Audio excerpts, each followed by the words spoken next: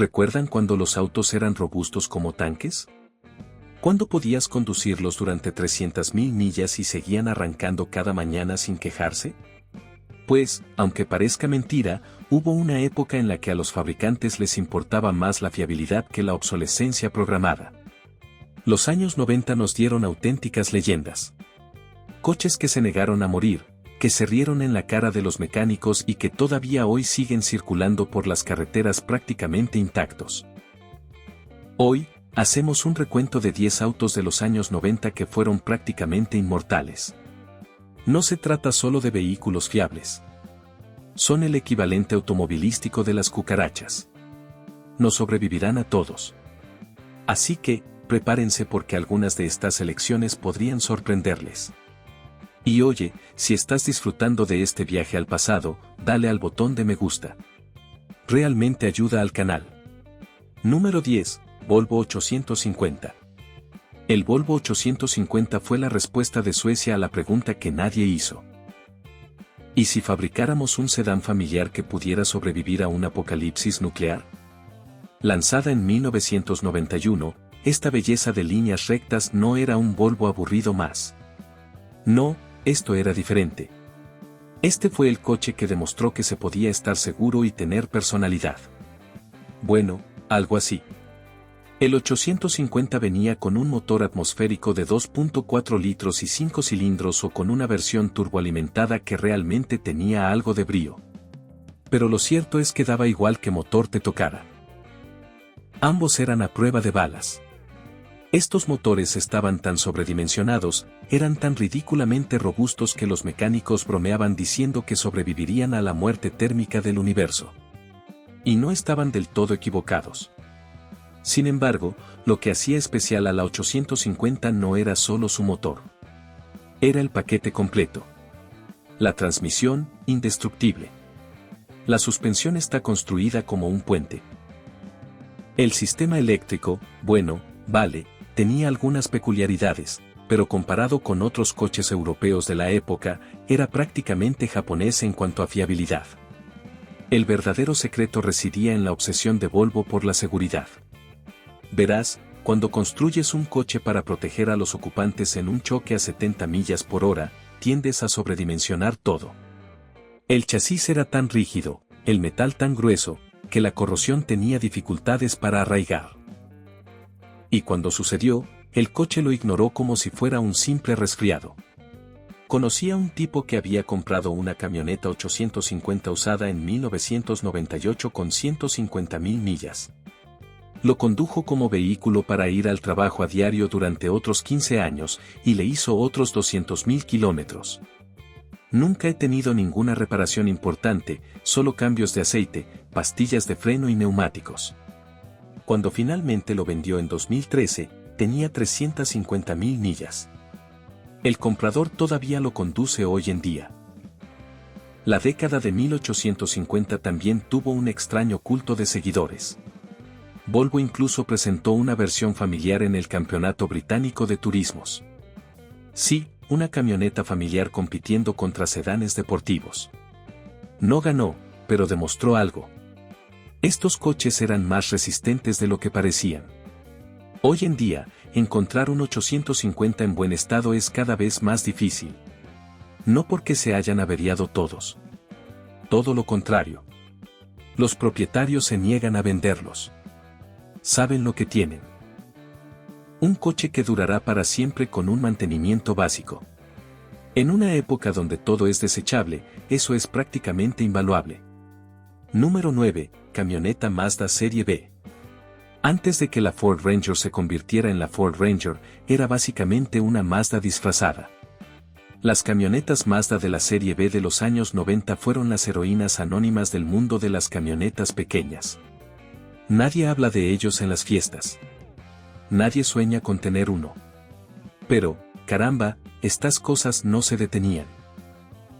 Los modelos B2200, B2600 y B3000 eran máquinas sencillas, y esa sencillez era su superpoder. El motor de 4 cilindros y 2.2 litros del VAT 200. En un buen día, producía unos 85 caballos de fuerza, pero no necesitaba más. Este motor fue diseñado cuando la gasolina era barata y las normas de emisiones eran meras sugerencias. Su construcción era excesiva hasta el absurdo. Estos camiones lo tenían todo manual. Transmisión manual, elevalunas manuales, cierre centralizado manual. Algunos ni siquiera tenían dirección asistida. Pero aquí está la cuestión. Lo que no estaba allí no podía romperse. Y lo que había allí estaba construido para perdurar. La suspensión de ballestas era de una simplicidad propia de la agricultura. El marco era lo suficientemente grueso como para usarlo como ancla para un barco. Recuerdo haber trabajado en una empresa de jardinería a finales de los 90. Tenían una flota de estos camiones de la serie B hechos trizas. Todas y cada una de ellas, cargadas diariamente más allá de su capacidad, con mantenimiento ocasional, seguían funcionando. Uno de ellos tenía más de 400.000 metros con el motor original. Sí, consumía aceite como un motor de 2 tiempos, pero arrancaba todas las mañanas. El secreto residía en la alianza entre Mazda y Ford. Tomaron lo mejor de la filosofía de ingeniería japonesa, la simplicidad y la fiabilidad, y lo combinaron con la experiencia estadounidense en camiones. El resultado fue una camioneta capaz de transportar carga, remolcar y sobrevivir a un abandono apocalíptico. Las piezas se conseguían por todas partes y eran baratas. Cualquier mecánico podría repararlos con los ojos vendados. Los motores eran de no interferencia, lo que significa que si se rompía la correa de distribución, simplemente se colocaba una nueva y se seguía funcionando. Sin válvulas dobladas, sin fallos catastróficos, solo inconvenientes.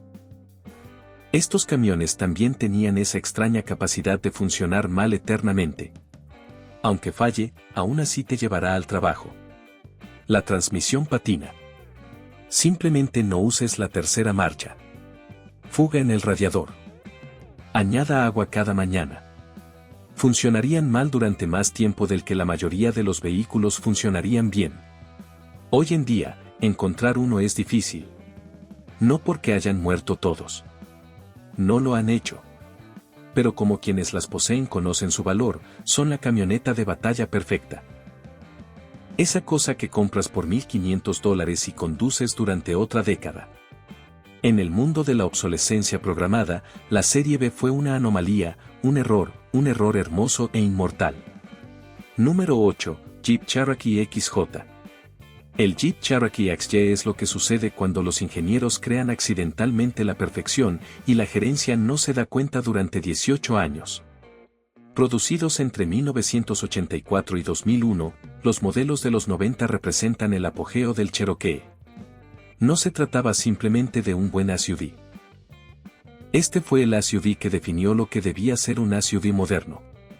La magia residía en la sencillez. Su construcción monocasco era, de alguna manera, más resistente que la de la mayoría de los camiones con chasis de largueros. Ejes rígidos delanteros y traseros capaces de soportar un trato que partiría las modernas suspensiones independientes como si fueran ramitas. Y ese motor de 6 cilindros en línea de 4.0 litros. Ese motor. Es el equivalente automovilístico de una cucaracha. Guerra nuclear. Las cucarachas y los Cherokee 4.0 heredarán la Tierra. Este motor estaba sometido a poca tensión, sobredimensionado y prácticamente indestructible. 190 caballos de fuerza y 225 libras-pie de torque no suenan impresionantes hoy en día. Pero esas cifras venían acompañadas de una fiabilidad a prueba de todo. La parte inferior del motor era tan robusta que la gente le añadía turbos y conseguía 400 caballos de potencia con los componentes internos de serie. Intenta hacer eso con un motor moderno. El diseño del Cherokee fue revolucionario para su época. Era más pequeño y ligero que los SUV tradicionales, pero igual de capaz, quizás incluso más. Los ángulos de aproximación y salida fueron perfectos. La distancia entre ejes era la correcta. Podía trepar por encima de las rocas, circular por la autopista y llevar a los niños al colegio. Todo ello con un consumo de combustible bastante decente para la época. Pero esto es lo que realmente hizo que duraran para siempre. El mercado de repuestos. Cuando Jeep fabricó el mismo vehículo básico durante casi 2 décadas, el mercado de accesorios se volvió loco. Cada pieza, cada actualización, cada reparación estaba disponible a bajo precio. ¿Romper algo? 10 empresas fabricaron un sustituto mejor. ¿Quieres modificarlo? El cielo es el límite.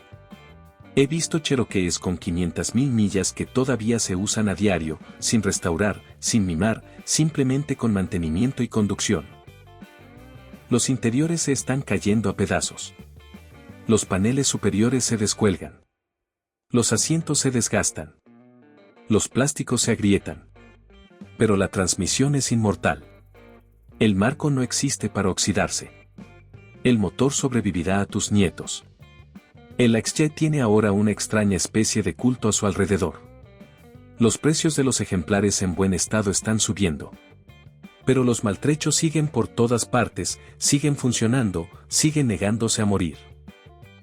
Los universitarios los compran por $2,000, los maltratan sin piedad y los venden 4 años después por $2,000. Es el ciclo de vida del automóvil. La gente los modifica para convertirlos en cualquier cosa. Vehículos todoterreno extremos, vehículos de uso diario, vehículos para situaciones apocalípticas, todos lo afrontan con facilidad porque, en esencia, el XJ fue sobredimensionado para el propósito previsto.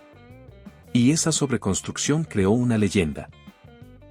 Número 7. Honda Accord, cuarta generación. La cuarta generación del Honda Accord, fabricada entre 1990 y 1993, representa la cúspide de Honda. Esto fue antes de que se volvieran sofisticados, antes de que se complicaran. Honda hacía lo que mejor sabía hacer, construir un coche práctico que durara hasta que el sol se apagara. El Accord de esta época venía con 2 motores que se convertirían en legendarios. El 2.2 LF22 de 4 cilindros y el 2.0 LF20 en ciertos mercados. Ambas fueron obras maestras de simplicidad y sobreingeniería. Un solo árbol de levas en cabeza, sin distribución variable, sin inyección directa, simplemente ingeniería clásica bien hecha. Estos motores estaban tan sometidos a estrés que apenas notaban que estaban funcionando. Aunque hoy en día entre 125 y 140 caballos de fuerza no parezcan mucho, Honda logró esas cifras sin despeinarse. Los motores eran suaves, silenciosos y eficientes. Y lo que es más importante, eran a prueba de balas. La transmisión manual de estos Accord era particularmente especial. Las cajas de cambios de Honda de esa época eran telepáticas, suaves, precisas e indestructibles. Los automáticos también eran buenos. Unidades sencillas de 4 velocidades que, si bien no son emocionantes, durarían más que la mayoría de los matrimonios. Pero el verdadero secreto de la inmortalidad del Accord de cuarta generación radicaba en la filosofía de fabricación de Honda. No solo fabricaban coches, sino que construían una reputación. Cada componente fue diseñado para durar no solo el periodo de garantía, sino décadas. La pintura era espesa. El metal estaba galvanizado. Los plásticos interiores eran de alta calidad. Tuve un vecino que compró un Accord de 1992, modelo básico nuevo, manual, con todos los extras. Lo condujo durante 25 años. Mismo embrague, mismo escape, alternador original. Cambiaba el aceite religiosamente, y eso era todo. Cuando finalmente lo vendió en 2017, tenía 380.000 millas. El comprador, su nieto, que todavía lo conduce. Estos acuerdos tenían la capacidad de envejecer con elegancia. Sí, es posible que la capa transparente se desprenda del capó. El asiento del conductor podría desgastarse, pero mecánicamente seguían funcionando sin parar. Al igual que los conejitos Energize del automóvil, la suspensión era sencilla pero eficaz. Suspensión delantera de doble horquilla, suspensión trasera multibrazo. Se conducía bien, tenía un manejo decente y duró muchísimo. Cuando finalmente los bujes se desgastaron después de 200.000 millas, los repuestos fueron baratos y fáciles de instalar. Hoy en día, encontrar un Accord de cuarta generación en buen estado es como encontrar un unicornio. No porque todos hayan muerto. No lo han hecho. Pero es porque los han exprimido al máximo y aún así se niegan a rendirse. Están esos coches que ves con paneles que no coinciden, escapes caídos y 400.000 millas que todavía se usan a diario. Siguen arrancando cada mañana, siguen sobreviviendo a los coches más nuevos aparcados a su lado. Número 6. Ford F-150, novena generación. La novena generación de la Ford F-150, fabricada entre 1992 y 1996, representa un punto óptimo en la evolución de las camionetas. Esto ocurrió después de que Ford resolviera el problema de la inyección de combustible, pero antes de que complicaran la fabricación de camiones. El resultado, una camioneta capaz de sobrevivir a cualquier cosa, salvo al impacto directo de un meteorito.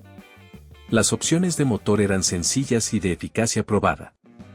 El motor de 6 cilindros en línea de 4,9 litros conocido como el 300 era agrícola en su simplicidad. Generaba una potencia decente, un par motor espectacular y funcionaba mal durante más tiempo del que la mayoría de los motores duraban en absoluto. Pero las verdaderas estrellas fueron los 508. Los motores Windsor 302 de 5.0L y 351 de 5.8L eran unidades de varillas de empuje de la vieja escuela que existían desde los años 60. En los años 90, Ford había solucionado todos los posibles fallos. Estos motores estaban sometidos a poca tensión, sobredimensionados y, sorprendentemente, eran eficientes para su tamaño. Generaban buena energía sin trabajar duro. El 302 era suave y refinado. El 351 era un monstruo de torque. Ambos tendrían una autonomía de 300.000 millas con un mantenimiento básico. Las transmisiones eran igualmente robustas. Las unidades manuales eran agrícolas pero indestructibles. La transmisión automática E4D, aunque tuvo algunos problemas iniciales, se volvió indestructible una vez que Ford lo solucionó. No se trataba de transmisiones sofisticadas. Eran martillos, y a veces necesitas un martillo. Pero lo que realmente hizo que estas F-150 duraran para siempre fue su simplicidad. El sistema eléctrico era básico. El sistema de combustible era sencillo. La suspensión era de ballestas y ejes rígidos. Todo era accesible. Todo tenía solución. Y todo estaba sobredimensionado. Conocí a un contratista que tenía una flota de estos camiones. Los compró de segunda mano, los exprimió al máximo y les dio un mantenimiento mínimo. Su récord, una F-150 de 1994 con el motor 306 que alcanzó las 500.000 millas con el motor original. Quemaba aceite, perdía todo tipo de fluidos conocidos por el hombre y parecía haber sobrevivido a una guerra. Pero comenzaba cada mañana y funcionaba todos los días. Las carrocerías eran galvanizadas y resistentes a la corrosión. Bueno, casi siempre. Los pasos de rueda acabarían cediendo, pero los bastidores y las cabinas resistieron extraordinariamente bien. El interior era de plástico, fantástico, pero ese plástico era grueso y resistente. No eran camiones de lujo. Eran herramientas, y las herramientas deben durar. La disponibilidad de repuestos sigue siendo excelente.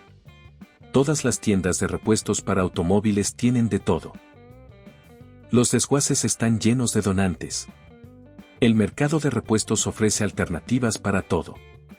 Puedes mantener estos camiones en funcionamiento indefinidamente por una fracción del costo de los camiones modernos.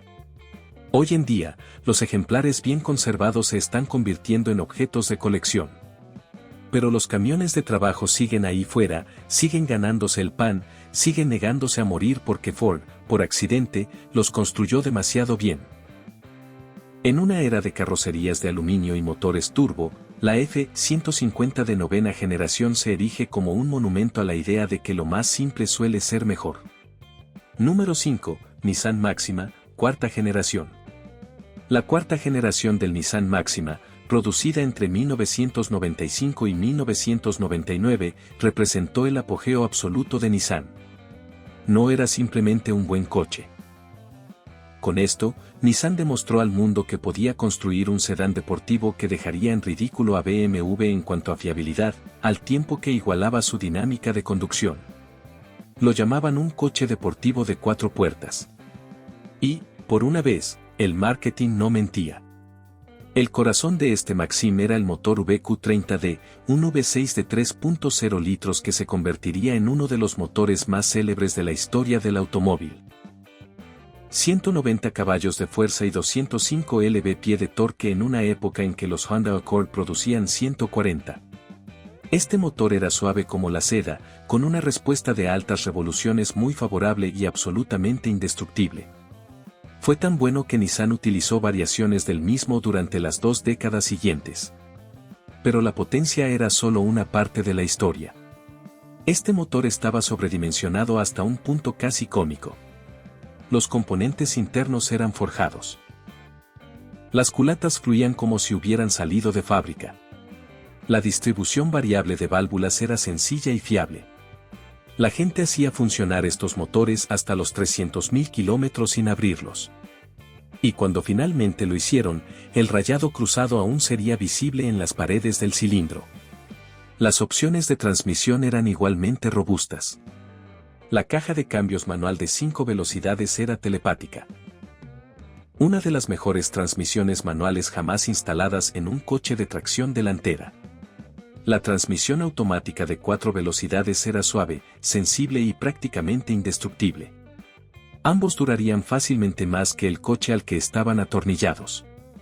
El chasis fue donde Nissan realmente lució. Suspensión trasera multibrazo en un sedán de tracción delantera. ¿Quién hace eso? Nissan en los años 90, esa es la gente. Su manejo era espectacular para un sedán familiar. Podía tomar las curvas como un coche deportivo sin dejar de ofrecer la comodidad de una berlina de lujo. La dirección era hidráulica y transmitía mucha información. Era un coche de conductor que, por casualidad, tenía 4 puertas. Pero más allá de su rendimiento, estos Maximas eran auténticos tanques. La calidad de construcción fue excepcional. La pintura era espesa y duradera. Los paneles interiores estaban correctamente atornillados. El cuero era extremadamente resistente. Los componentes electrónicos eran sencillos y fiables. Incluso los sistemas estéreo Bosa, generalmente un punto débil, funcionaron bien. Tuve un amigo que compró un Maxima C usado de 1997 en 2001 con 60.000 millas. Lo condujo durante sus estudios universitarios, durante su primer trabajo, durante su matrimonio, durante la paternidad. Finalmente lo vendió en 2018 con 340.000 millas. Motor original, transmisión original, embrague original. La única reparación importante y el alternador a los 250.000 millas. El secreto era la filosofía de Nissan en aquel entonces. No pretendían ser Toyota. Intentaban ser mejores que Toyota. Cada componente fue diseñado para durar. Todos los sistemas estaban sobredimensionados. Querían demostrar que los coches japoneses podían ser fiables y divertidos. Lo lograron. Hoy en día, encontrar un Maxima de 4ª generación en buen estado es difícil. La mayoría fueron exigidas al máximo y desechadas sin miramientos. Pero los supervivientes siguen ahí fuera, siguen dando guerra, siguen dejando en ridículo a los coches más nuevos en los semáforos porque Nissan construyó accidentalmente una obra maestra. Un sedán deportivo fiable que se negó a renunciar ni a la fiabilidad ni a la deportividad. Número 4, Toyota 4Runner, segunda generación. La segunda generación del Toyota 4Runner, fabricada entre 1990 y 1995, es lo que sucede cuando a los ingenieros de Toyota se les dice que construyan algo y la fiabilidad es el único criterio que importa. No se trataba simplemente de un buen SUV. Toyota estaba presumiendo. Esto era lo que estaban diciendo: miren cómo construimos algo que perdurará más allá de sus nietos. El corazón de estos 4Runners era el motor de 4 cilindros 22E o el 563VZEV. Ahora bien, es cierto que el 5.6 tuvo algunos problemas con la junta de culata en sus primeros años. Pero una vez que Toyota solucionó ese problema, ambos motores se volvieron legendarios por su durabilidad. El 22E en particular ya era una leyenda en las camionetas pickup. Generaba una energía modesta, pero funcionaría eternamente por negligencia y esperanzas. Estos motores eran sencillos. Inyección de combustible en el puerto, un solo árbol de levas en cabeza, sin nada variable, simplemente ingeniería sólida y sin sobreesfuerzo. El motor 22º desarrollaba 116 caballos de fuerza. El quinto 6 rendía 150. Ninguno de los dos era rápido. Ambos eran inmortales. Existen casos documentados de estos motores que alcanzan los 500.000 metros con sus componentes internos originales, sin reconstruir. Original. Las transmisiones eran igualmente a prueba de balas. La caja de cambios manual de 5 velocidades era rústica, pero indestructible. La transmisión automática de 4 velocidades era suave y fiable. Ambos fueron diseñados para soportar el doble del par motor que jamás experimentarían. La filosofía de Toyota era simple. Sobredimensiona todo, y luego sobredimensiona aún más. Pero la verdadera magia de la segunda generación del 4Runner residía en el conjunto completo. La estructura era maciza y galvanizada. La carrocería era de acero grueso con excelente protección contra la corrosión. La suspensión delantera de eje rígido era sencilla y robusta. El interior era sencillo pero construido con materiales de alta calidad. Todo estaba diseñado para durar décadas, no años. Estos 4Runner tenían techo desmontable, lo que los hacía únicos en el mundo de los SUV. El mecanismo era sencillo y fiable. A diferencia de los coches descapotables con techos plegables complejos, este solo requería desatornillar y levantar. ¿Qué podría salir mal? Nada. Y nada funcionó. Trabajé con un tipo que compró un 4Runner de 1992 nuevo.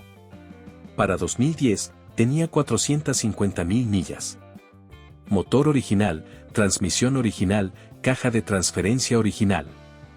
Había reemplazado las piezas de desgaste, el embrague, los frenos, los amortiguadores, pero la mecánica principal seguía intacta. Lo usaba para todo. Conducción diaria, remolque, conducción todoterreno, viajes a larga distancia. Nunca le falló. Ni una sola vez. El soporte postventa para estos camiones es increíble. Todas las piezas están disponibles. Las mejoras son infinitas. Hay quienes los transforman en vehículos todoterreno extremos, vehículos para aventuras extremas, o simplemente los dejan de serie. Lo afrontan con total naturalidad porque la plataforma básica está tan sobredimensionada, tan robusta, que puede con todo. La segunda generación del 4Runner ya ha alcanzado el estatus de frío. Los ejemplares en buen estado se venden a precios escandalosos, pero los deteriorados siguen estando por todas partes. Sigue trabajando, sigue negándose a morir. Se pueden ver en obras en construcción, en aparcamientos universitarios, en senderos, en carreteras. Son como cucarachas mecánicas. Inmortal. Toyota los fabricó cuando su reputación lo era todo. Cuando una reclamación de garantía se consideraba un fracaso personal, cuando a los ingenieros se les daba carta blanca para que solucionaran los problemas. El resultado fue un vehículo que redefinió el concepto de fiabilidad.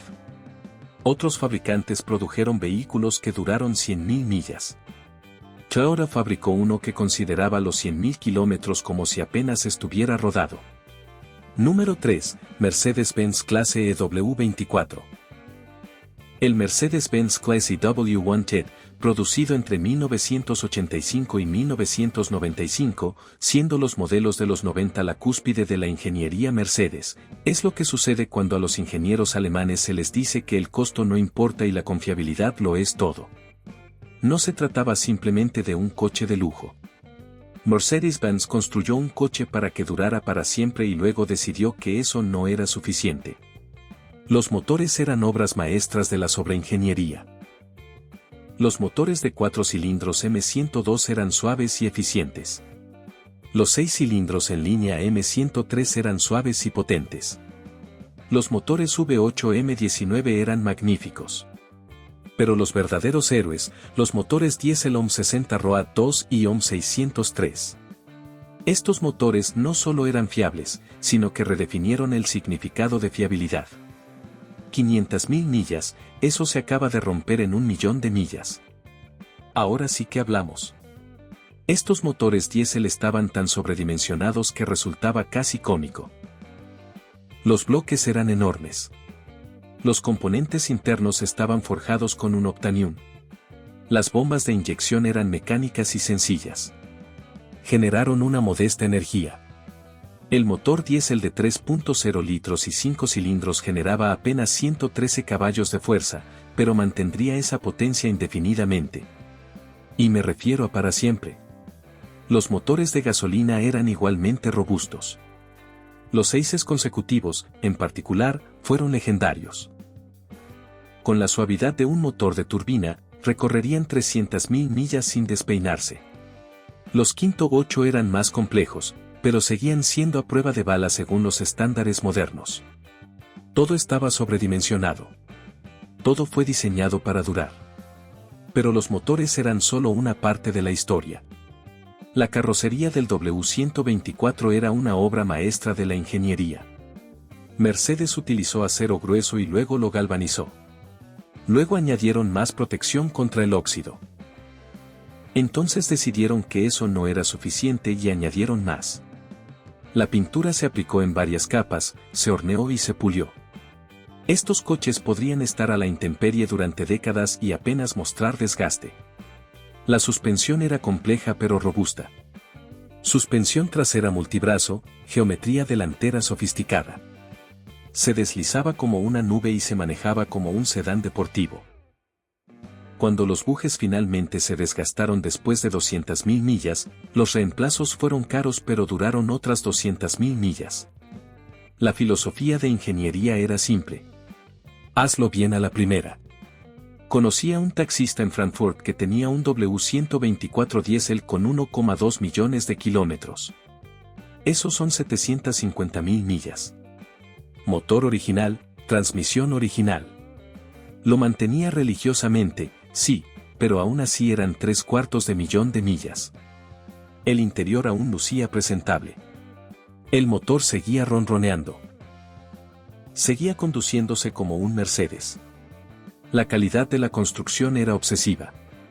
Las puertas se cerraron con un golpe seco, como el de una cámara acorazada. Los interruptores se accionaban con precisión. Todo estaba sobredimensionado y excesivamente diseñado. Los sistemas de climatización eran complejos pero fiables. Los asientos tenían un diseño ortopédico y duraban para siempre. Incluso los detalles de madera eran de madera auténtica, lacada a la perfección. No eran coches baratos de mantener, pero sí baratos de poseer. Porque aunque las piezas eran caras, rara vez se necesitaban. Y cuando algo se rompía, solía ser un artículo de desgaste que duraba el doble de lo que debería. La filosofía era diferente entonces. Mercedes fabricó coches para personas que los conservarían para siempre, y muchos lo hicieron. Hoy en día, los W24 se están convirtiendo en piezas de colección, pero los auténticos caballos de batalla siguen existiendo. En África, son taxis. En Europa del Este, son coches familiares. En Oriente Medio, son corredores del desierto. Siguen haciendo aquello para lo que fueron construidas, durar para siempre. Porque en los años 90, Mercedes-Benz se olvidó de los márgenes de beneficio y construyó un coche como es debido. Los contables probablemente se horrorizaron. Los ingenieros estaban orgullosos y el resultado fue inmortal. Número 2. Honda Civic de quinta generación. La quinta generación del Honda Civic, fabricada entre 1992 y 1995, representa a Honda en su cenit absoluto. No se trataba simplemente de un buen coche económico. Con esto, Honda demostró al mundo que barato no significa desechable. Esto era excelencia en ingeniería disfrazada de transporte básico, y funcionó tan bien que estos coches se volvieron prácticamente indestructibles. Los motores eran joyas. El motor base de 15 de 1,5L ofrecía una potencia modesta, pero era suave, eficiente e indestructible. El de 16 1.6L del décimo era enérgico e igualmente fiable. Pero la joya de la corona, el V16 PTEC del modelo Zoe, 160 caballos de fuerza a partir de un motor de 1.6 litros en 1992. Esa era una potencia específica de un superdeportivo y era fiable como la gravedad. Estos motores eran obras maestras de simplicidad y precisión. Un solo árbol de levas en cabeza en los modelos base, doble árbol de levas en cabeza en el SI, inyección de combustible que funcionaba a la perfección, sin la complejidad de la inyección directa, sin retardo del turbo, simplemente la excelencia de la aspiración natural. Aceleraban el motor a 7000 revoluciones por minuto diariamente y pedían más. Con cambios de aceite y correas de distribución bastaba para que funcionaran eternamente. Las transmisiones manuales eran telepáticas. Las cajas de cambios de Honda de esa época eran las mejores del mercado. Suave, preciso, con proporciones perfectamente espaciadas. Los embragues duraron 200.000 millas. Las cuerdas de sincronización nunca se desgastaron. Incluso las transmisiones automáticas, tradicionalmente el punto débil de Honda, resultaron fiables en esta generación. Unidades sencillas de 4 velocidades que simplemente funcionaban. Pero lo que hizo verdaderamente inmortales a estos Civics fue la filosofía de fabricación de Honda. Construyeron estos coches como si estuvieran construyendo su reputación, porque, en efecto, así era. Todas las soldaduras eran perfectas. Todos los tornillos se apretaron con el par de apriete correcto. La pintura era fina para los estándares modernos, pero increíblemente duradera. El galvanizado fue exhaustivo. Estos coches simplemente no se oxidaban en condiciones normales. Los interiores eran sencillos pero brillantes. Los plásticos eran de alta calidad. Los asientos eran extremadamente resistentes. Los paneles de control no se agrietaron. Los interruptores y controles parecían caros. Todo estaba exactamente donde debía estar. Era la perfección minimalista. Nada extra, nada faltante. Tuve un compañero de cuarto en la universidad que tenía un Cedec DX hatchback de 1993, modelo básico, sin dirección asistida, sin aire acondicionado y con transmisión manual de 5 velocidades. Lo compró con 150.000 millas por $2.500. Lo condujo durante sus estudios universitarios, durante sus estudios de posgrado y durante sus 3 primeros trabajos. Finalmente lo vendí con 400.000 millas por $1.000. Seguía funcionando a la perfección. Aún así consigo 40 millas por galón. Seguía comenzando cada mañana. La suspensión era sencilla pero eficaz. La suspensión de doble horquilla en las 4 ruedas le proporcionaba una maniobrabilidad similar a la de un kart. Era divertido conducir rápido y eficiente conducir despacio. La dirección podía ser manual o con asistencia hidráulica, ambas con un tacto excelente. Este era un coche que te convertía en mejor conductor. El mercado de repuestos se volvió loco por estos Civics. Estaba disponible cualquier pieza imaginable. ¿Quieres alcanzar los 300 caballos de fuerza? ¿Atornillar un turbo? ¿Quieres conseguir 50 millas por galón? También había piezas para eso. ¿Quieres mantenerlo de serie? Las piezas originales estaban por todas partes y eran baratas. Los coches eran como piezas de Lego automovilísticas. Hoy en día, encontrar un Civic de quinta generación en buen estado es prácticamente imposible. No porque todos se hayan averiado. No lo han hecho, pero porque han sido modificados, usados en carreras o llevados al límite y aún así se han negado a rendirse. Los supervivientes son o bien joyas de garaje impecables o cucarachas con 400.000 millas que todavía se usan a diario porque Honda las construyó demasiado bien. En una era de obsolescencia programada, el Civic de quinta generación era la inmortalidad planificada. Número 1, Toyota Camry, tercera generación. Y aquí estamos. Número 1, la tercera generación del Toyota Camry, fabricada entre 1992 y 1996. Este es el coche más fiable jamás fabricado. El equivalente automovilístico de la muerte y los impuestos. El coche que redefinió el significado de fiabilidad e hizo que todos los demás fabricantes se replantearan sus decisiones. Este Camry fue la cúspide de Toyota. Tomaron todo lo que habían aprendido sobre fiabilidad y lo llevaron al extremo. Luego decidieron que eso no era suficiente y lo llevaron al extremo. El resultado no fue solo un coche. Era un aparato de transporte que casualmente tenía forma de coche y cumplía su función a la perfección. Los motores eran legendarios. El motor de 4 cilindros 5SFE de 2,2 litros producía 130 caballos de fuerza y lo haría hasta la muerte térmica del universo. El motor V6ZFE 3 voltios de 3.0 litros desarrollaba 185 caballos de fuerza y era igualmente inmortal. No eran motores emocionantes. No eran técnicamente avanzados. Eran sencillamente, increíblemente fiables. El modelo de 4 cilindros fue el más vendido, y con razón. Fue un proceso fluido, silencioso y eficiente. Tenía inyección de combustible en el puerto de admisión, encendido sin distribuidor y eso era todo. Sin distribución variable, sin inyección directa, sin turbocompresor, solo tecnología sólida y probada ejecutada a la perfección. Solo requería cambios de aceite cada 5.000 millas y de correas de distribución cada 90.000 millas. A cambio, funcionaría durante 400.000 millas sin quejarse. Las transmisiones eran igualmente a prueba de balas. La caja de cambios manual de 5 velocidades era rara, pero indestructible. La transmisión automática de 4 velocidades era común e igualmente robusta. No se trataba de transmisiones sofisticadas. Se desplazaron con suavidad, en silencio y para siempre. Eso era todo lo que tenían que hacer. Pero la verdadera magia de este Camry radicaba en el enfoque de Toyota para su fabricación. No solo querían construir un coche fiable. Querían construir un coche fiable.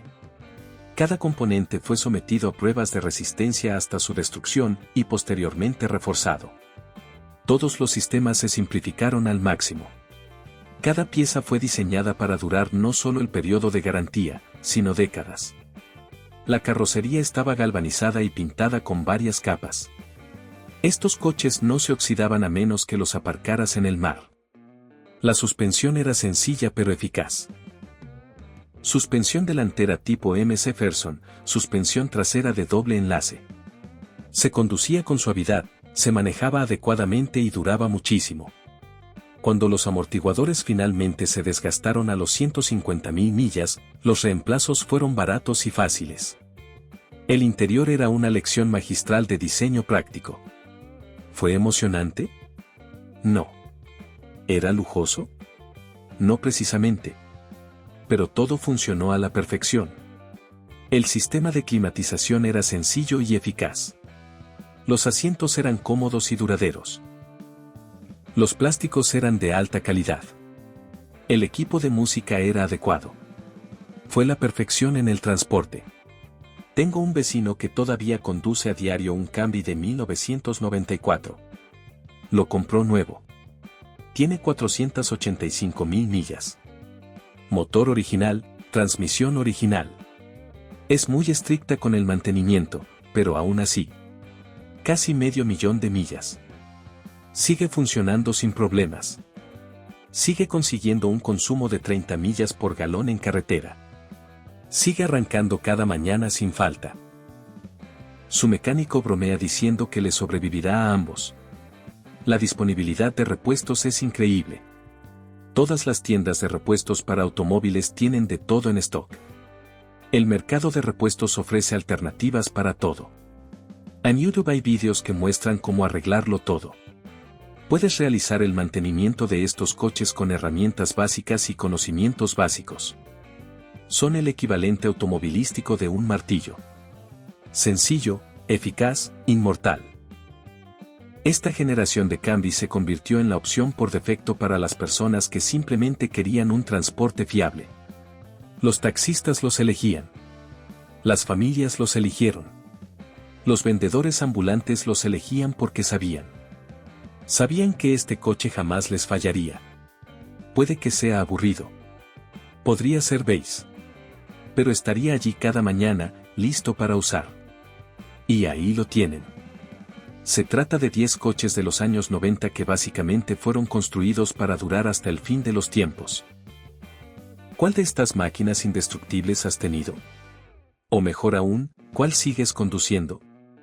Apuesto a que la mitad de ustedes tienen uno de estos en su entrada ahora mismo, probablemente con 300.000 metros recorridos y todavía funcionando a la perfección. Comparte tus historias de alto kilometraje en los comentarios a continuación. Quiero oír hablar de tu Civic con 400.000 millas o de tu Mercedes de 1.000.000 de millas. Y si te ha gustado este viaje al pasado, dale a me gusta y suscríbete para ver más contenido sobre coches que se niegan a morir. Gracias por ver el video y nos vemos la próxima vez cuando nos adentremos en otro tema fascinante del mundo del motor.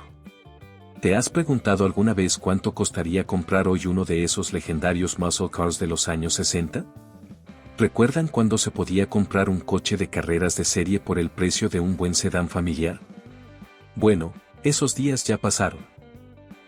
Algunas de estas máquinas que antes permanecían sin vender en los lotes de los concesionarios ahora valen más que una mansión. Estamos hablando de coches que podrían humillar a los deportivos modernos en las carreras de aceleración, construidos en una época en la que los fabricantes estaban inmersos en una guerra sin cuartel por la potencia. Hoy, hacemos un recuento de los 10 muscle cars más rápidos de la década de 1960 y comparamos lo que costaban en aquel entonces con lo que valen ahora. Los resultados podrían hacerte desear tener una máquina del tiempo. Así que, tomen asiento y pulsen el botón de suscripción porque estamos a punto de emprender un viaje salvaje a través de la historia de los muscle cars. Número 10, 1968 AMC AMX 390. El AMC AMX era de American Motors. Respuesta al Corvette. Piénsalo por un segundo. La pequeña AMC, la compañía conocida por fabricar coches familiares económicos, decidió construir un muscle car de 2 plazas. Y aquí viene lo más loco. Lo consiguieron. El AMX no era un simple imitador de los pony cars. Este modelo era impresionante cuando salió de la línea de producción en 1968. El AMX venía con un motor V8 de 390 pulgadas cúbicas y 315 caballos de fuerza. Así es, 390 pies cúbicos metidos en un coche que pesaba solo 3.000 libras. Hagan las cuentas. La relación potencia-peso era absolutamente descabellada para un vehículo que se podía comprar en un concesionario.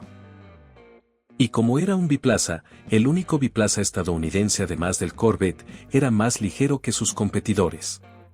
Mucho más ligero. Dick Teague diseñó esta bestia y le dio esas ancas musculosas que la hacían parecer lista para atacar incluso cuando estaba quieta. El AMX podía acelerar de 0 a 60 en 6,6 segundos. El cuarto de milla, 14,2 segundos a 99 millas por hora. Esas eran cifras de superdeportivos en 1968. Y recuerden, esto era AMC. Estamos hablando del menos favorecido. La empresa que se suponía que iba a construir casas Ramblers para familias de los suburbios. En 1968, se podía entrar en un concesionario de AMC y comprar uno de estos por $3.245. Eso es todo. $3.000 y pico por un auténtico coche deportivo americano. Ajustado a la inflación, eso equivale a unos $28.000 actuales. No es tan mal, ¿verdad? Bueno, aquí es donde se pone interesante. Hoy en día, un buen AMX 390 te costará entre $30.000 y $75.000. Los ejemplares realmente impecables, esos alcanzan cifras de 6 dígitos. Así pues, aunque no se ha revalorizado como algunos de los otros coches de esta lista, el AMX ha mantenido bastante bien su valor si se tiene en cuenta la inflación. Pero aquí está la cuestión. AMC solo fabricó unos 6.700 de estos en 3 años. Eso no es nada. Ford probablemente fabricó esa cantidad de Mustangs en un mes. El factor de rareza está empezando a influir y los precios están subiendo. Craig Bredlove estableció 106 récords de velocidad con una AMX. George Pérez los personalizó. No se trataba simplemente de coches deportivos de bajo presupuesto. Eran auténticas máquinas de alto rendimiento que demostraban que AMC podía competir con los grandes. Y ahora, más de 50 años después, los coleccionistas finalmente comienzan a darse cuenta de lo que se han estado perdiendo. Número 9. Chevrolet Corvette 427 de 1967. El Corvette 427 de 1967. Solo mencionar esos números hace que a los fanáticos de los autos se les aflojen las rodillas. Este fue el apogeo del Corvette, el apogeo de la era de los muscle cars, el apogeo de todo. Chevy tomó la ya de por sí hermosa carrocería del Stingray, aquella con sus pronunciados guardabarros ensanchados y su parte trasera cónica, y metió el motor más grande y bestial que pudieron encontrar bajo ese largo capó esculpido. El L884-27 tenía una potencia nominal de 430 caballos de fuerza. Sí, claro.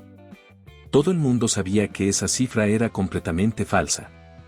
La potencia real superaba los 500 caballos. Chevy estaba manipulando las cifras por motivos de seguro, pero nadie se dejó engañar. Aquello era un coche de carreras apenas legal para circular por la calle. Tenía taques mecánicos que sonaban como un cubo de tornillos al ralentí. Requería gasolina de 103 octanos. La relación de compresión era de 12,5 a 1. Este no era un coche que uno usaría para ir al supermercado, a menos que el supermercado tuviera una pista de carreras de aceleración en el patio trasero. Aquí viene lo verdaderamente increíble. De hecho, Chevy les dijo a los concesionarios que no vendieran el L88 a clientes habituales. Lo pusieron en el libro de pedidos a un precio ridículo, $947,90 solo por la opción del motor, con la esperanza de disuadir a la gente de comprarlo. Querían que esos motores fueran para pilotos de carreras, no para algún dentista que pensara que sería divertido tener el motor más grande. El paquete completo, con la transmisión y suspensión reforzadas necesarias, elevó el precio a unos $5,700. En 1967, esa era una suma considerable. Pero a quienes sabían lo que estaban viendo no les importaba el precio. Sabían que estaban comprando un motor prototipo Lemen en un coche de calle. El L88 podía recorrer el cuarto de milla en 13,8 segundos a 108 millas por hora con neumáticos de capas diagonales y frenos de tambor en la parte trasera. Fue absolutamente aterrador y absolutamente magnífico al mismo tiempo. Hoy en día, buena suerte encontrando uno. Chevrolet solo fabricó 20 Corvettes L88 en 1967. 20, eso es todo. El último que se vendió en subasta alcanzó los $3,85 millones. Asimílalo. De $5,700 a $3,85 millones. Eso no es aprecio. Eso es una quimera. Incluso un Corvette 427 normal de 1967, de los que tienen motores más aptos para circular por la calle, te costará entre $150,000 y $200,000 por un buen ejemplar. Los verdaderamente especiales, los coches de triple carburador con motor de 435 caballos de fuerza, esos cuestan $500,000 sin duda alguna. Da que pensar que estarían creyendo los tipos que compraron estos coches nuevos y los usaron para competir, ¿verdad? Cada pasada de un cuarto de milla probablemente suponía una depreciación de $10,000, pero no les importaba. Simplemente querían ir rápido. Número 8. Shelby GT500 KR de 1968. KR significaba rey de la carretera. Y en 1968, aquello no era solo una estrategia de marketing. Este era el Mustang de calle definitivo de Carroll Shelby, y era un auténtico monstruo. Ford había desarrollado un nuevo motor, el 428 Cobra Jet, y necesitaban un escaparate para él. El GT500KR fue ese escaparate, ¿y qué escaparate? El Cobra Jet tenía una potencia nominal de 335 caballos, pero todos sabían que superaba los 400. Ford jugaba al mismo juego de seguros que todos los demás, publicando cifras fantásticas que mantenían contentas a las compañías de seguros mientras entregaba motores que podían arrasar en cualquier pista de carreras de Estados Unidos. El KR venía equipado con un enorme colector de admisión de aluminio Holley de 4 gargantas con una capacidad de 735 pies cúbicos por minuto y una toma de aire dinámica. Era un coche de carreras de aceleración homologado para circular por la calle, así de simple. Pero esto no se trataba solo de velocidad en línea recta. El KR cuenta con suspensión reforzada, dirección asistida, frenos de potencia y barra antivuelco. Tenía capó y tapa del maletero de fibra de vidrio para ahorrar peso. El interior era realmente lujoso, con detalles en madera y relojes Stuart Warner. Este era un Shelby que se podía conducir a diario. Bueno, si no te importaba un consumo de 8 millas por galón en un embrague que se sentía como una máquina de prensa de piernas. Los tiempos en el cuarto de milla hablan por sí solos. 13,9 segundos a 103 millas por hora. Y eso que era con transmisión automática. Los coches de 4 velocidades eran aún más rápidos. Los probadores de la época dijeron que era uno de los coches más rápidos que jamás habían probado. Y recuerden, esto fue en 1968. La competencia incluía motores Hemi, 454 y todo tipo de locuras de motores V8 de gran cilindrada. En 1968, un GT500KR costaba $4.928. Eso fue caro.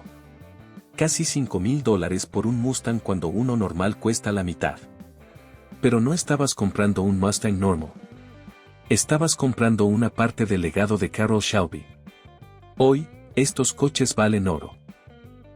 Un buen GT500KR te costará entre $150.000 y $400.000, dependiendo de las opciones y la originalidad. Los descapotables aún más. Los verdaderamente especiales, con colores poco comunes y poco kilometraje. Estamos hablando de $500,000. Ford solo fabricó 1570 GT500KR en 1968. Esto incluye tanto versiones fastback como convertibles. Si lo comparamos con los cientos de miles de Mustangs normales fabricados ese año, empezaremos a comprender por qué estos son tan valiosos. Eran especiales entonces, y ahora lo son aún más. Cada uno de ellos tiene una historia. Cada uno de ellos es un pedazo de historia, y cada uno de ellos todavía puede avergonzar a los autos deportivos modernos en un semáforo. 50 años después, el rey de la carretera sigue ostentando la corona. Número 7, Plymouth Superbird 426 Hemi de 1970. Imagínese entrar en un concesionario de Plymouth en 1970 y ver esto. Un coche con un morro que sobresalía 2 pies. Un alerón trasero que era más alto que algunos niños. Gráficos de dibujos animados en el lateral. Parecía algo sacado de una caricatura de sábado por la mañana. Pero esto no era ninguna broma. Era tecnología NASCAR para la calle. Y si lo pedías con el motor Hemi 426, estabas comprando uno de los autos más rápidos que el dinero podía comprar. Plymouth construyó el Superbird por una sola razón, para recuperar a Richard Petty. Se pasó a Ford para la temporada de 1969 porque Plymouth no tenía nada que pudiera competir con los guerreros aerodinámicos de Ford. Así que Plymouth se volvió completamente loco. Cogieron un correcaminos, le añadieron toda esa carrocería extravagante y crearon algo que podía alcanzar las 200 millas por hora en los super speedways. La versión de calle no era tan rápida, pero se le acercaba bastante. El 426 Hemi ya era una leyenda en 1970. Carburadores cuádruples dobles, 425 caballos de fuerza, ese distintivo rugido de motor de elefante que sonaba como si el mundo se estuviera acabando. En la carrocería ligera del Roadrunner, fue devastador. Pero en el Superbird, con todos esos trucos aerodinámicos, era de otro mundo. El cuarto de milla lo recorrió en 13,5 segundos a 105 millas por hora. Y eso que eran neumáticos de calle y tenían garantía. Aquí viene lo verdaderamente increíble. Los vendedores no podían vender estas cosas. Estuvieron esperando terrenos durante meses, incluso años. Algunos concesionarios los convertían de nuevo en Roadrunners normales solo para venderlos. El alerón era demasiado alto para caber en la mayoría de los garajes. El morro del parachoques convertía el aparcamiento en una pesadilla. Las compañías de seguros les echaron un vistazo y salieron corriendo y gritando. Un Superbird con el motor base 440 costaba $4,298. Con el motor EMI, el precio superaba los $5,000. Eso era dinero de Cadillac para algo que parecía sacado de un circuito de carreras. Hoy, aquellos vendedores que no pudieron regalarlos deben estar llorando sobre su café. Un Hemi Superbird tiene un valor que oscila entre los $600,000 y los $1,65 millones, dependiendo de su estado y procedencia. El más caro se vendió por $1,65 millones en 2022. De ser un coche que los concesionarios adoraban a convertirse en un objeto de colección millonario en 50 años, así es el mercado de los muscle cars. Solo se fabricaron 135 Superbirds con el motor EMI. De los casi 2,000 Superbirds totales, solo 135 recibieron el motor de elefante. Algunos fueron pintados con colores de alto impacto como el amarillo limón y el naranja vitamina C. Algunos tenían 4 velocidades. Algunos tenían ambas cosas. Estos son los santos grial. Ahora bien, los coches que definen una era en la que los fabricantes construían absolutamente cualquier cosa con tal de ganar el domingo y vender el lunes. Aunque pareciera diseñado por un niño de 5 años con una imaginación desbordante y un reglamento de NASCAR. Número 6. Ford GT40 Mark III de 1967. Espera, ¿qué? Un GT40 en una lista de muscle cars. Escúchame. El Mark III era la versión de calle del coche de carreras ganador de Le Mans de Ford y fue construido en Estados Unidos con motor estadounidense. Si eso no es un muscle car, no sé qué lo sea. Además, si algo puede recorrer 4 millas en 13,8 segundos en 1967, merece estar en esta lista. El GT40 nació del rencor. Henry Ford II quería comprar un Ferrari. Enzo dijo que no en el último minuto y Ford decidió vencer a Ferrari en su propio terreno. El resultado fue el GT40, que ganó Le Mans 4 años seguidos, de 1966 a 1969. Pero Ford sabía que había mercado para una versión de calle, así que construyeron el Mark III. Solo se fabricaron 7. ¿7? No es un error tipográfico. El Mark III recibió una versión Dune del motor V8 289 de los autos de carreras, pero aún así producía más de 300 caballos de fuerza. En un coche que pesaba 2.200 libras y tenía solo 40 pulgadas de altura, de ahí el 40 en GT40, eso era suficiente para proporcionar una aceleración absolutamente brutal. La suspensión se suavizó ligeramente para la calle, e incluso incluyeron espacio para el equipaje. Ya sabes, para esas escapadas de fin de semana a Le Mans. La experiencia de conducción fue como la de un coche de carreras puro. Prácticamente estaba sentado en el suelo. La palanca de cambios estaba montada en una posición elevada y requería mucha fuerza para accionarla. El embrague era lo suficientemente duro como para hacerte hacer ejercicio. La visibilidad era pésima. El coche era tan bajo que los parachoques de los coches normales quedaban a la altura de los ojos. Pero cuando pisas a fondo el acelerador, nada de eso importa. La aceleración fue violenta. El sonido era glorioso. Esta fue la provocación de Ford a Ferrari, disponible para la calle. En 1967, si tenías los contactos y el dinero, un GT40 Mark III te costaría alrededor de $18,000. Eso era dinero para un superdeportivo, más del triple del precio de un Corvette. Pero no estabas comprando un Corvette.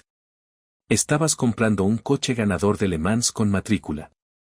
Hoy, el último Mark III que se vendió públicamente alcanzó un precio superior a los $5 millones. No es un error tipográfico. $5 millones.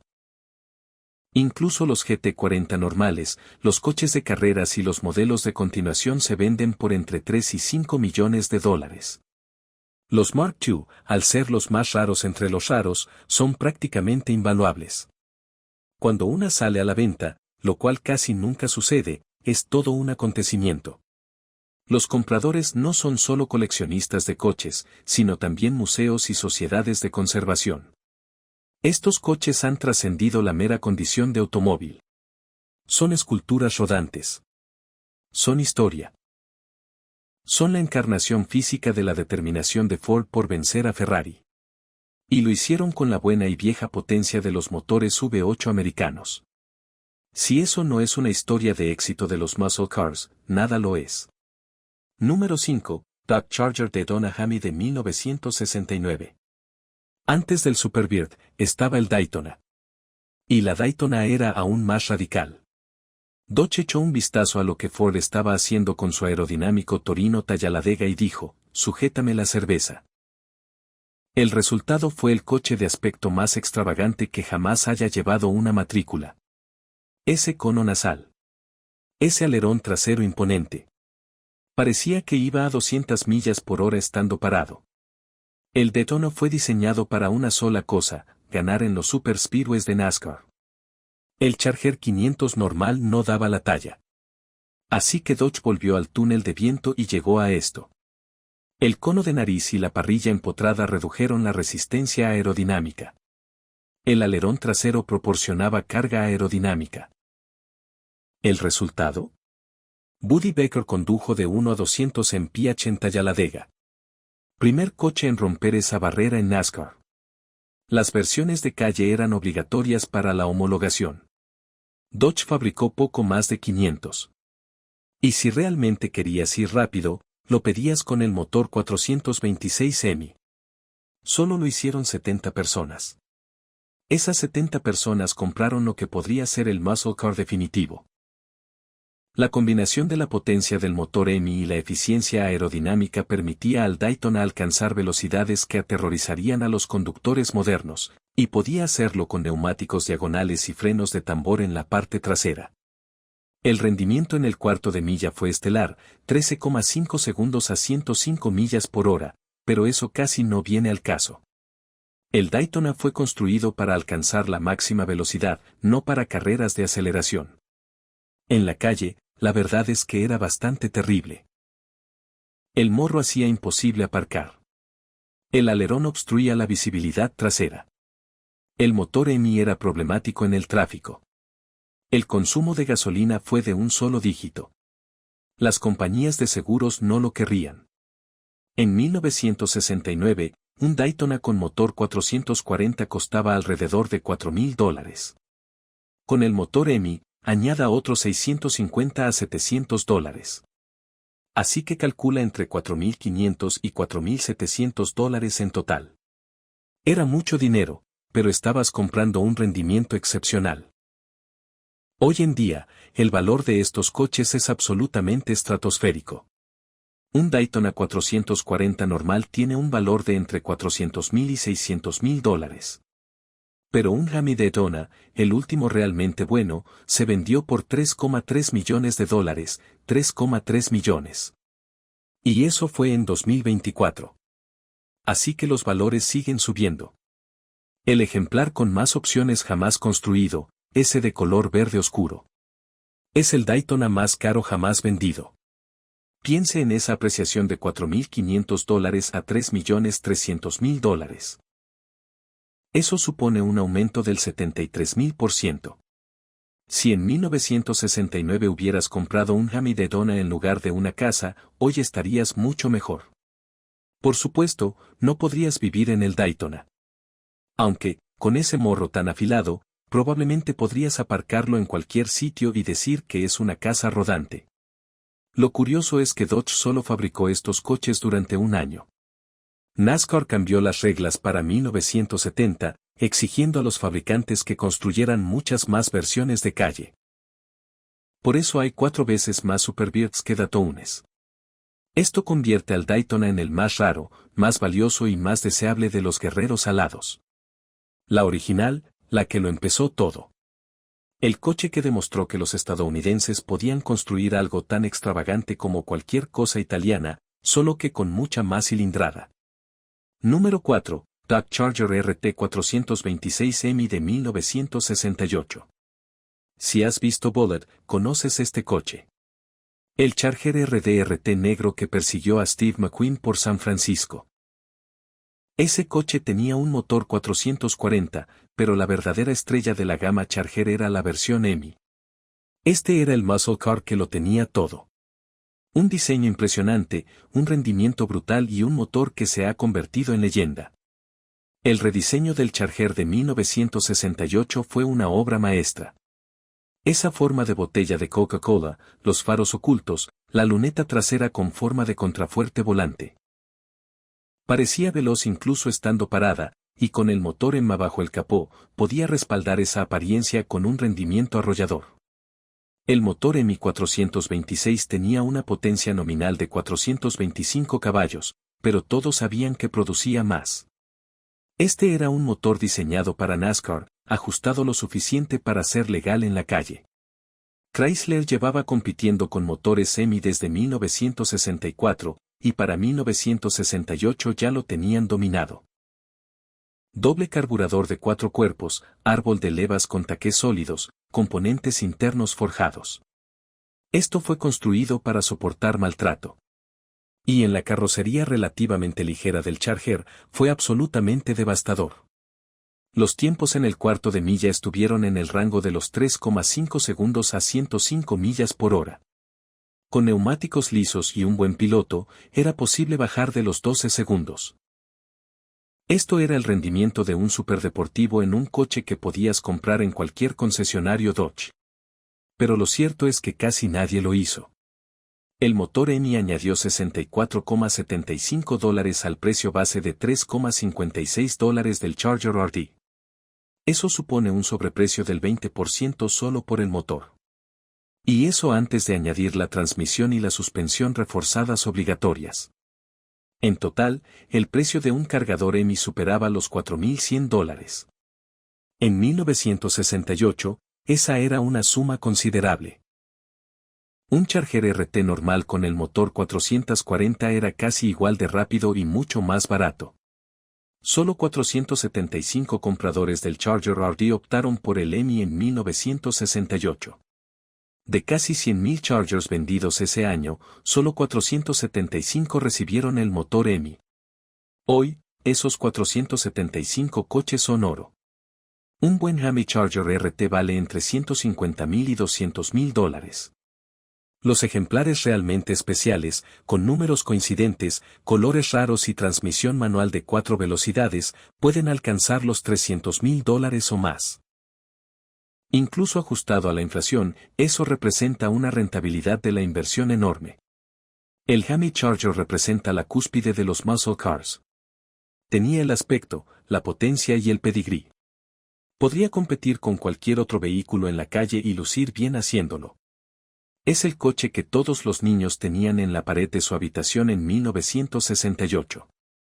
Y ahora, más de 50 años después, es el coche que todo coleccionista desea tener en su garaje. Aunque no puedan permitirse el gasto de gasolina para conducirlo, algunas cosas nunca cambian. Número 3. Shelby Cobra 260/289 de 1963. Carroll Shelby tuvo una idea sencilla. Coge un deportivo británico ligero y métete un motor V8 americano. ¿Qué podría salir mal? Resultó que no había absolutamente nada. La Cobra fue una revelación. Era todo lo que el Corvette no era. Crudo, visceral y completamente no civilizado. Y era más rápido que prácticamente cualquier otra cosa en el planeta. Los primeros Cobras utilizaban el motor V8 de 260 pulgadas cúbicas de Ford, que generaba 260 caballos de fuerza en un automóvil que pesaba solo 2.100 libras. Eso era suficiente para proporcionar una aceleración brutal. Pero Shelby no quedó satisfecha. Rápidamente pasó al 289, que producía 271 caballos de fuerza en su versión de calle. Las versiones de competición superaron ampliamente las 300 unidades. Y recuerden, esto fue en 1963. La mayoría de los coches se conformaban con 200 caballos de potencia y pesaban el doble. El Cobra no solo era rápido en línea recta. Ese chasis ligero y la suspensión independiente le permitían tomar curvas con facilidad. Esto era inaudito para un coche americano. El Corvette seguía utilizando un eje trasero rígido. La mayoría de los muscle cars se manejaban como carritos de supermercado. Pero el Cobra, ese sí que era un auténtico coche deportivo.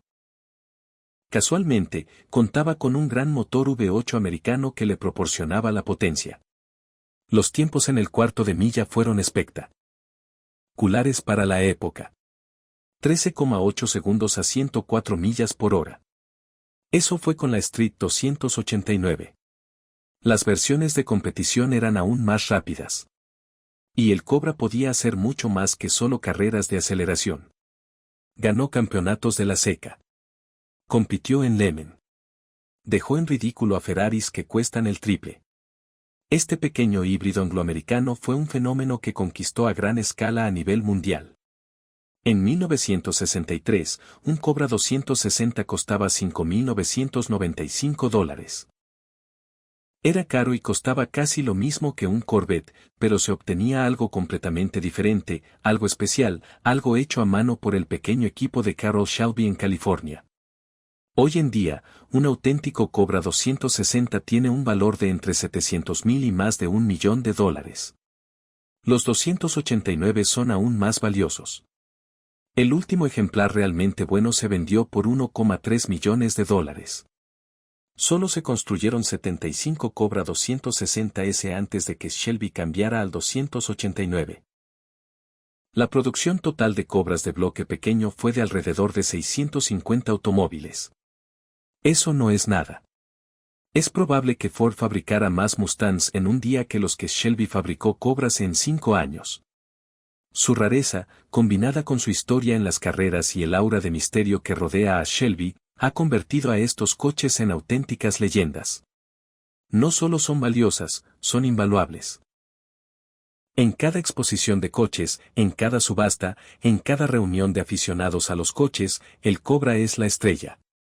Representa todo lo grandioso de los años 60. Innovación, determinación y la creencia de que todo era posible con suficientes pulgadas cúbicas. Número 2. Chevrolet Camaro ZL1 de 1969. Se suponía que el ZL1 no existía. GM tenía una regla, no se permitían motores de más de 400 pulgadas cúbicas en los coches intermedios. El Camaro era un coche de gama media, pero algunos concesionarios listos descubrieron cómo utilizar el sistema de órdenes de producción de la oficina central para sortear esa norma. Lo que crearon fue el Camaro más caro, más potente y más rápido jamás construido, y posiblemente el mejor muscle car de todos los tiempos. El motor ZL1 era una auténtica locura. Era un 427 completamente de aluminio desarrollado para Can-Am Racing.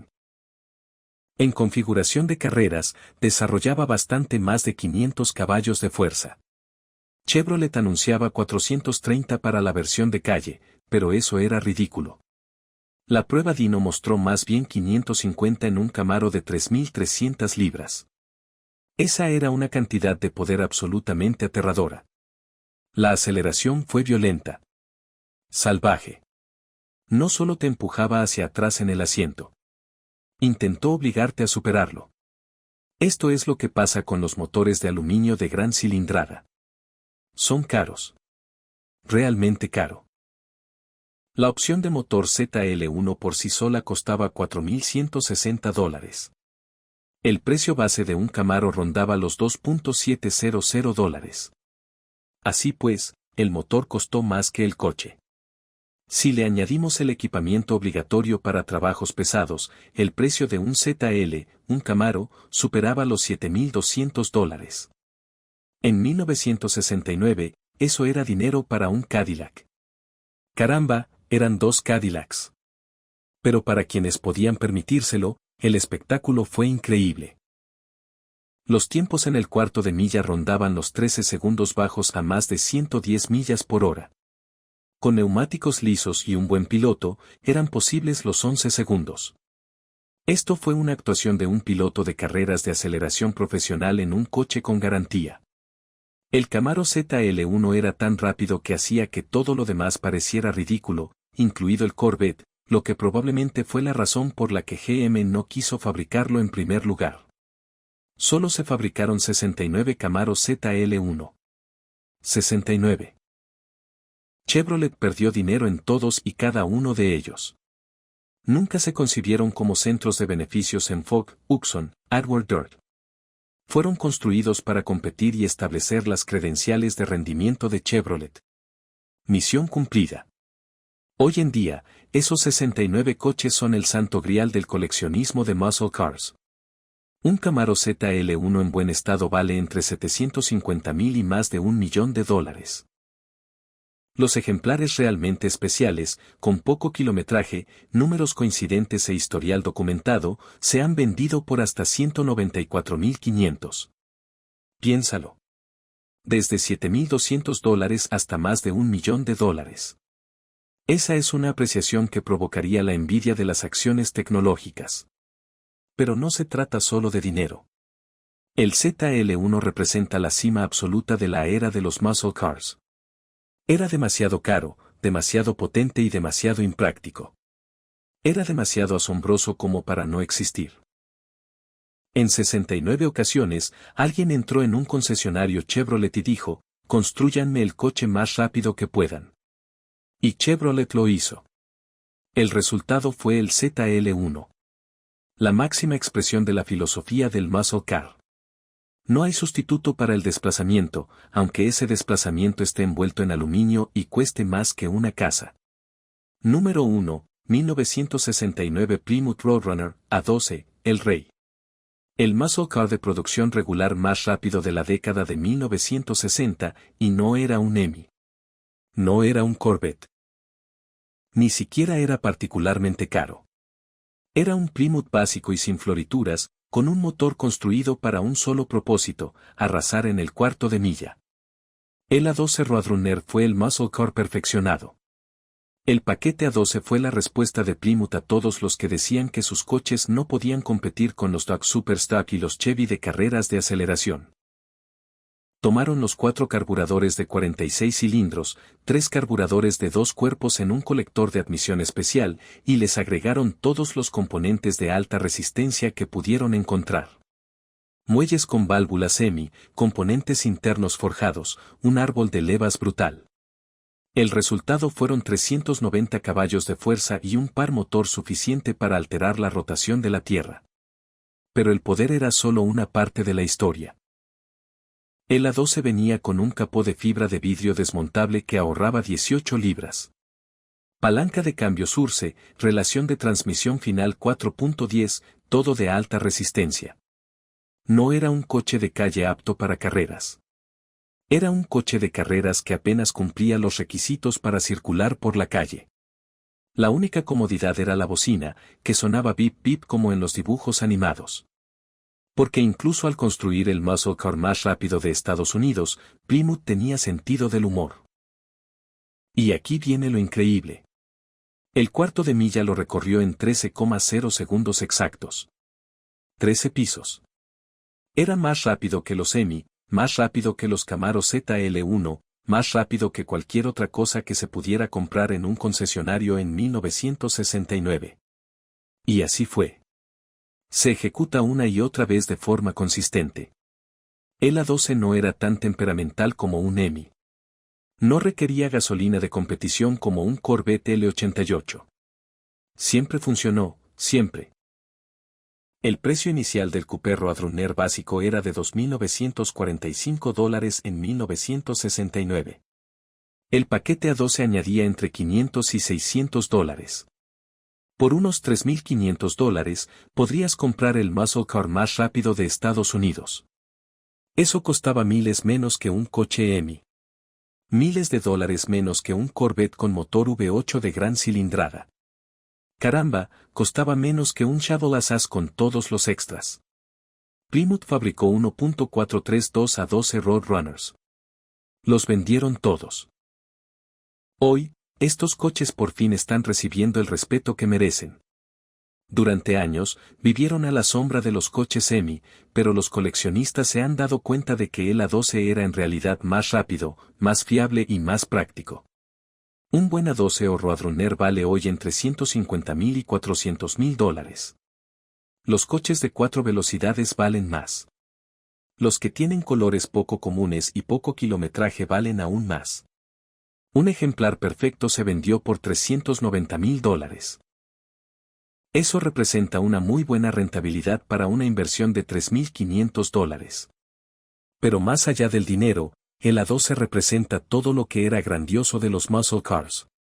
Ofrecía un rendimiento asequible para el ciudadano común. La función primaba sobre la forma. Detroit les estaba haciendo una peineta a las compañías de seguros, a los reguladores de seguridad y a todos los demás que decían que los coches iban demasiado rápido. El A12 Roadrunner era demasiado rápido. También fue perfecto. El muscle car más rápido de la década más rápida en la historia automotriz estadounidense. Larga vida al rey. Y con esto concluimos. 10 muscle cars que definieron una era. Desde el infravalorado AMC EMAX hasta el legendario A12 Roadrunner. Lo que comenzó como un rendimiento asequible para el ciudadano medio se ha convertido en un mercado de coleccionistas multimillonario. ¿Cuál elegirías si pudieras volver a 1969 con los bolsillos llenos de dinero? Déjanos tu opinión en los comentarios de abajo. Y oye, si disfrutaste de este viaje al pasado, no olvides suscribirte y activar la campanita de notificaciones. Tenemos mucho más contenido sobre coches clásicos en camino. Gracias por vernos y nos vemos la próxima vez.